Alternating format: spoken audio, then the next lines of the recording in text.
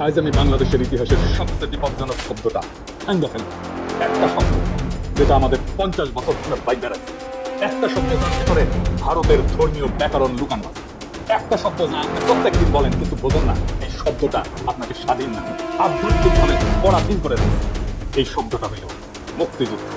হ্যাঁ, আজ আমি বলবো এই নামটাই বাংলাদেশের সবচেয়ে বড় ভাষাগত প্রতারণা।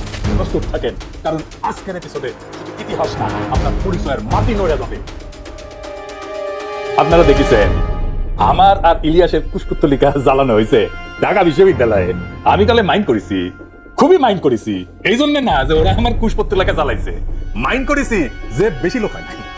আর অন্য বিশ্ববিদ্যালয়গুলো কি ঘুমাইছে? ওরা কুশপুত্তলিকা দাহ করতে পারলো না, ওরা এই কাম করলো না কেন?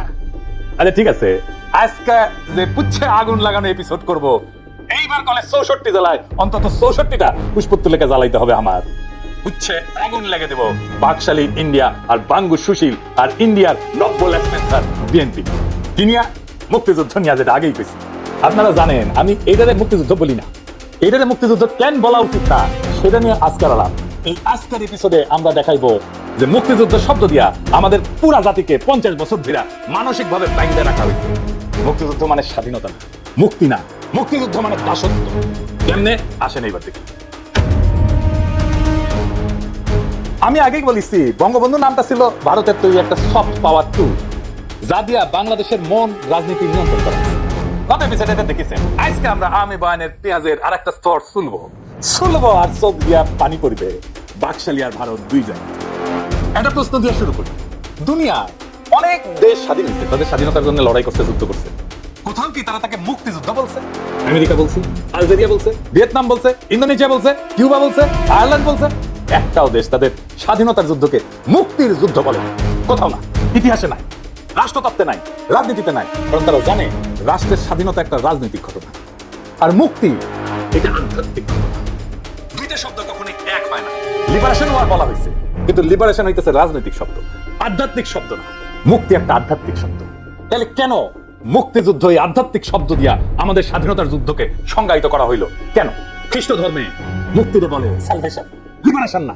হিন্দু ধর্মে এটারই বলে মুক্তি বা মোক্ষ, ইসলামে বলে নাজাত। আমরা পরে দেখব কেন স্বাধীনতা সংগ্রাম আর যুদ্ধকে মুক্তিযুদ্ধই বলা হয়। আগে দেখি মুক্তি শব্দটা আসলে কি।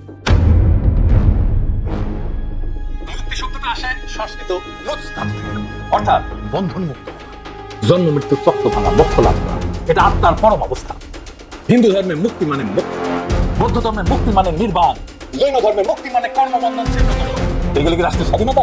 না, এগুলো আত্মার যাত্রা। আর বাঙালি মুসলমান সমাজে মুক্তি শব্দের জায়গায় দাঁড়ায় আরবি শব্দ নাজাত।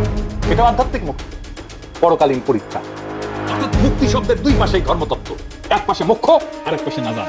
তাইলে মুক্তিযুদ্ধ শব্দটা আমাদের মাথায় কেমনে ঢুকলো, কে ঢুকাইলো, কেন ঢুকাইলো? স্বাধীনতা যুদ্ধকে মুক্তিযুদ্ধ বলা এটা কোনো নির্দোষ আবেগ না।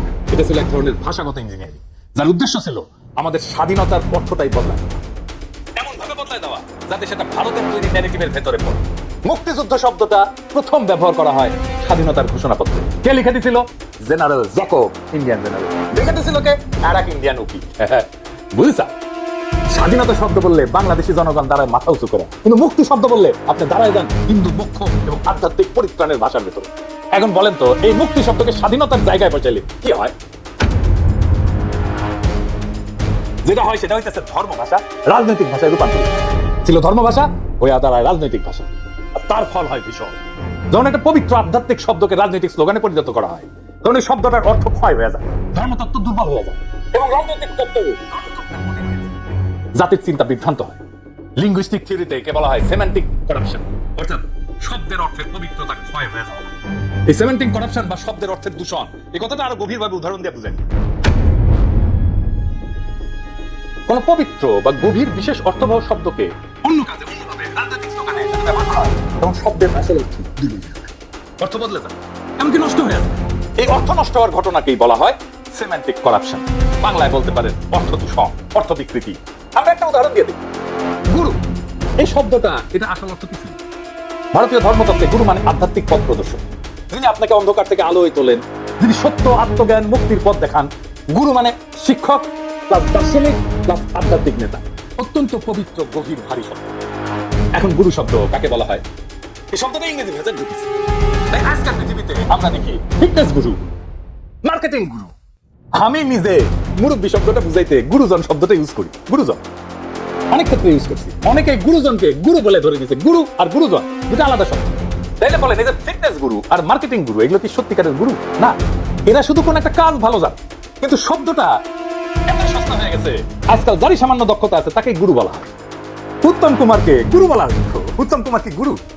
উত্তম কুমারের সিনেমাতে এরকম অনেক দৃশ্য আছে, দেখবেন উত্তম কুমার গান গাইতেছে আর গুরু গুরু বলে চিৎকার করছে। এটি সিমেন্টিক করাপশন। পবিত্র শব্দের অর্থ নষ্ট হয়ে যায়। একটা পবিত্র অধ্যক্ষ শব্দ হচ্ছে গুরু। যেমন বাজার, বিজ্ঞাপন, ইউটিউব, টিকটক এগুলো ছড়ায় পড়ে, তখন শব্দটার গভীরতা মরে যায়। গুরু মানে একটা কাজ ভালো করে এরকম, যা কিনা সম্পূর্ণ ভুল অর্থ।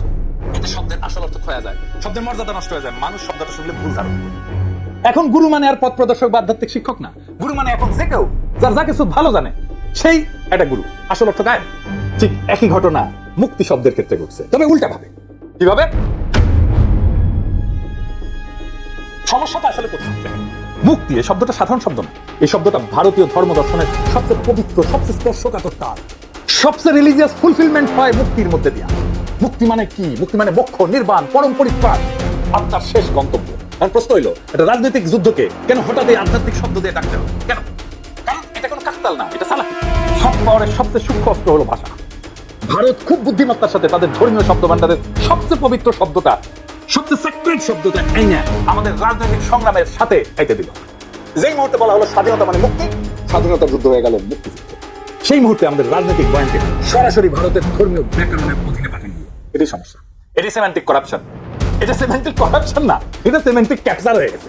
শব্দের অর্থ বদল না, শব্দ দিয়া জাতির পুরো রাজনৈতিক চেতনাকে বন্দী করে ফেলছে। ধরেন গুরু শব্দটা যদি সস্তা টাইটেল হয়ে যায় তো কোনো একটা ক্ষতি নাই, কিন্তু মুক্তি শব্দের ক্ষেত্রে ক্ষতি অনেক। এখানে শুধু শব্দের মর্যাদা নষ্ট হয়নি, আমাদের জাতীয় পরিচয়কে ভারতীয় ধর্মতত্ত্বের অধীনস্থ করা হয়েছে। মুক্তি মানে ভারতীয় আধ্যাত্মিকতার হৃদয়, যেখানে আত্মা বাঁচে, কর্মফল ভাঙে, জন্ম মৃত্যুর চক্র থেকে একজন মানুষ মুক্তি পায়। এখন ভাবেন, এই শব্দে যদি আমাদের স্বাধীনতার ইতিহাস লেখা হয়, তাহলে স্বাধীনতার মালিকানা কার হাতে থাকে? আমাদের হাতে থাকে না ভারতীয় ধর্মতত্ত্বের হাতে থাকে? আমাদের তো থাকে না। মুক্তির ধারণা তো আমাদের না, তাদের ধারণা। শব্দের শিকড়ই তো তাদের, সুতরাং ন্যারেটিভও তাদের হয়ে যায়। এটাই তো উদ্দেশ্য ছিল, আমাদের রাজনৈতিক জন্মকথাকে তাদের ধর্মীয় কল্পনার ভেতরে বন্দী করা। তাই আমি পরিষ্কার বলছি, মুক্তি স্বাধীনতার শব্দ না, মুক্তি ভারতীয় ধর্মতত্ত্বের শব্দ। এই শব্দ দিয়া আমাদের ইতিহাস লেখা মানে স্বাধীনতা না, সাংস্কৃতিক অধীনতার ইতিহাস লেখা। এইবার আসেন বুঝে দেখি কেন এটা বিপজ্জনক। মুক্তি এবং স্বাধীনতাকে মিশিয়ে দেওয়া, এর আসল বিপদটা কোথায়? আগেই বলছি যে মুক্তি তো কোনো রাজনৈতিক শব্দ না, এটা মোক্ষ, নাজাত, নির্বাণ, আধ্যাত্মিক পরিত্রাণ বোঝায়, একটা পূর্ণ ধর্মীয় ধারণা। এখন এই আধ্যাত্মিক শব্দকে যদি রাজনৈতিক স্বাধীনতার জায়গায় বসায় বলা হয় মুক্তিযুদ্ধ ছিল স্বাধীনতার যুদ্ধ, তাহলে কি হয়? হয় অত্যন্ত বিপজ্জনক, একটা গুলায় যাওয়া। স্বাধীনতা মানে হইতেছে রাষ্ট্রের শৃঙ্খল, মুক্তি মানে স্বাধীনতা একটা জাগতিক ঘটনা, আর মুক্তি একটা পরকালের ব্যাপার, একটা রাজনৈতিক, একটা ধর্মীয়। কিন্তু মুক্তিযুদ্ধ শব্দ চালু হওয়ার পর রাষ্ট্রীয় সংগ্রামে ঢুকে গেল আধ্যাত্মিকতার স্লোগান। মুক্তির ধর্মীয় পবিত্রতা মিশে গেল রাজনৈতিক প্রয়োগ, এবং পুরো জাতির মাথায় ঢুকে গেল ধর্ম রাজনৈতিক। এইটা ভুল শব্দ ব্যবহার না, এটা মানুষের চিন্তাকে নড়বড়ে করে দেওয়ার অপারেশন। আর তার উপরে হইল কি, এইটা মুসলমান সমাজে হইল একটা সাংস্কৃতিক আঘাত। কিভাবে? এখানে নাজাত যে ধারণা মুসলমান সমাজে, মুসলমান ধর্মে, সে ধারণা সংকোচন করে। বাংলাদেশের সাধারণ মানুষের কাছে মুক্তি মানে নাজাত, নাজাতি হওয়ার কথা, আল্লাহর রহমতে পরকালীন পরিত্রাণ। এখন রাষ্ট্রীয় স্বাধীনতাকেও বলা যদি হয় মুক্তি, তাহলে ধর্মীয় মুক্তির জায়গায় রাজনৈতিক মুক্তি বসে যায় না? বলেন, তাহলে সে মুক্তি বলতে কোনটা বুঝবে? নাজাত বুঝবে না মুক্তিযুদ্ধ বুঝবে? নাজাত মানে তো আধ্যাত্মিক পরিত্রাণ, আর মুক্তিযুদ্ধ হইতেছে রাজনৈতিক মুক্তি। দুইটা আলাদা ধারণা এক হয়ে গেল। এটা ইসলামী বিশ্বাসের কেন্দ্রবিন্দুতে একটা সাংস্কৃতিক আঘাত। কারণ নাজাত আসে আল্লাহ, মোক্ষ আসে সাধনা, স্বাধীনতা আসে সংগ্রামে। এই তিন পথ, তিন জগতে, এটা একসাথে মেলান না। কিন্তু আমাদের বলা হইলো এই তিনটা একই শব্দে বোঝানো যায়, যেটা এক ধরনের ধর্ম, মনস্তত্ত্ব এবং রাজনৈতিক ককটেল। এটাই বিপদ। তাই মুক্তি শব্দটা ভারতের জন্য বাংলাদেশের ভেতরে তার ধর্মতাত্ত্বিক দরজাটা খুলে দেয়। সেই জন্যই ভারতের হেজিমনি, ভারতের কর্তৃত্ব, ভারতের আগ্রাসন, ভারতের দাদাগিরি, এটাকে আমরা ঠেকাইতে পারতেছি না। কারণ এমন জায়গায় ঢুকে গেছে, সেই জায়গাটা আমাদের মনের ভেতরে ঢুকেছে। ধরেন বলা হয় বাংলাদেশ মুক্তি পাইছে, ভারতীয় সেনারা সেই মুক্তিতে সহায়তা করছে, তাহলে এই বাক্যটা পুরো বয়ান উল্টায় দেয় না? এখন ভারত মুক্তির মধ্যস্থতাকারী কে হইল? ভারত। পরিত্রাণের সহায়ক শক্তি কে হইল? ভারত। মুক্তির নৈতিক মালিক কে হইল? ভারত। এটা রাজনীতি না, এটা সরাসরি ধর্মতাত্ত্বিক অবস্থা, যেখানে নাজাত হয় খোদা তাআলার দয়ায়, তার মেহেরবানিতে। সেইখানে ভারতকে সেই জায়গায় বসায় দেওয়া হইল, যাতে মনে করা হয় আমাদের মুক্তি ভারতের হাত ধরে আসছে। এইটাই হইতেছে ন্যারেটিভ ওনারশিপ, এটাই মানসিক উপনিবেশ, এবং এটা নতুন খেলা না। এর আগে এপিসোডেও দেখাইছি বঙ্গবন্ধু ছিল ভারতের তৈরি সব পাওয়ারের ব্র্যান্ড। আজ দেখছেন মুক্তিযুদ্ধ শব্দটা সে একই প্রকল্পের অন্য হাতল, এক হাতে নেতৃত্বের গল্প দখল আর এক হাতে স্বাধীনতার গল্প দখল, একই নকশা, একই কৌশল, একই স্ক্রিপ্ট রাইটার। আর একটা মজার জিনিস আছে, আসেন সেটা আবার বুঝে দেখি। আমাদের কি শেখানো হইলো? মুক্তিযুদ্ধের চেতনা হচ্ছে বাঙালি জাতীয়তাবাদ, ধর্মনিরপেক্ষতা, তাই না? কিন্তু এই যে মুক্তি শব্দটা কি ধর্মনিরপেক্ষ? তা তো না, এটা তো ধর্মীয় শব্দ, মোক্ষ নির্বাণ নাজাতের শব্দ, শতভাগ ধর্মীয় শব্দ। এবং এটা শিকড় ভারতীয় হিন্দু সভ্যতার ভিতরে, এটা শিকড়, এটা শিকড় ভারতীয় ধর্ম বিশ্বে। অর্থাৎ আমাদের বলা হলো ধর্মনিরপেক্ষতা, কিন্তু সেই ধর্মনিরপেক্ষতা দাঁড় করানো হলো হিন্দু ধর্মীয় শব্দ ভান্ডারের মধ্যে। মানে এই যে ধর্মনিরপেক্ষতার দাবি, এটা ভারতীয় সভ্যতার আধ্যাত্মিক ভাষা, এটা করতেন।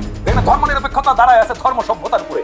বল, আপনি ভাবতেছেন আপনি ধর্মনিরপেক্ষ, কিন্তু আসলে দাঁড়ায় আছেন ভারতীয় ধর্ম সভ্যতার ব্যাকরণে। এটাই ভাষাগত ফাঁদ, এটাই কালচারাল ইনফিলট্রেশন। এই জন্যই আমাদের জাতীয় পরিচয়, আইডেন্টিটি, এটা ভারতীয় ধর্মকল্পনায় বন্দী হয়ে আছে। এর মধ্যে থেকে বাইরে হতে পারতেছি না আমরা কোনোভাবে।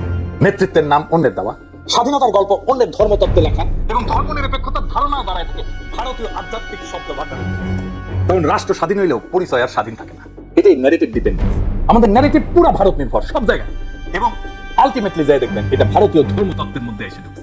শরীর স্বাধীন, চিন্তা পরাধীন, রাষ্ট্র সার্বভৌম, গল্পের কলম আবার অন্যের হাতে। এই কাঠামো না ভাঙলে প্রকৃত স্বাধীনতা অসম্ভব। আমরা যুদ্ধ করছি স্বাধীনতার জন্য, কিন্তু ইতিহাস লেখা হয়েছে মুক্তির ভাষায়। 1971 সালে আমরা বাংলাদেশ রাষ্ট্র পাইছি, কিন্তু সেটা মুক্তি না, রাষ্ট্রের জন্য, রাজনৈতিক সার্বভৌমত্ব। মুক্তির অর্থ হইতেছে আধ্যাত্মিক পরিত্রাণ। মুক্তি শব্দটাকে রাজনীতি থেকে আলাদা করতে হবে। এই দুই জগৎকে এক করে বানানো হয়েছে, এইটা ভারতীয় ধর্ম সভ্যতার ন্যারেটিভ। আমরা লড়ছি স্বাধীনতার জন্য, কিন্তু আমাদের বলা হলো আমরা পেয়েছি মুক্তি। আর কি মজা না? এই একই শব্দ আমাদের আত্মবিশ্বাসকে ধ্বংস করে দেয়, আমাদের পরিচয় অন্যের হাতে তুলে দেয়, আমাদের ইতিহাসকে অন্যের ধর্মীয় ফিল্টারে রঙিন করে দেখায়। স্বাধীনতা আমরা পাইছি পাকিস্তানের হাতে, কিন্তু মুক্তির ভাষা আমাদের বাইধে রাখছে ভারতের হাতে। সাংস্কৃতিক ভাবে, মনস্তাত্ত্বিক ভাবে যে জাতির ইতিহাস অন্যের ধর্মতত্ত্বে লেখা হয়, সে জাতি স্বাধীন না, শুধু স্বাধীনতার গল্প শুনেছে। এই ভাষার শৃঙ্খল ভাঙায় আমাদের প্রকৃত স্বাধীনতার শুরু। একটা জাতিকে অধীন করতে তার ভূমি লাগে না, তার ভাষা দখল করলেই হয়, তার যুদ্ধের নাম বদলাইলেই হয়, তার ইতিহাসকে অন্যের ধর্মে অনুবাদ করলেই হয়। 1971 আমরা পাকিস্তানকে হারাইছি, এখন সময় ভারতীয় সভ্যতার এই ভাষাগত শৃঙ্খল ভাঙা। এটাই নতুন স্বাধীনতা। মুক্তিযুদ্ধের শব্দটাকে ভাঙতে হবে, মুক্তিযুদ্ধের এই শব্দের শৃঙ্খল ভাঙতে হবে, তাহলেই আমাদের স্বাধীনতা সত্য হবে। ইনকিলাব জিন্দাবাদ।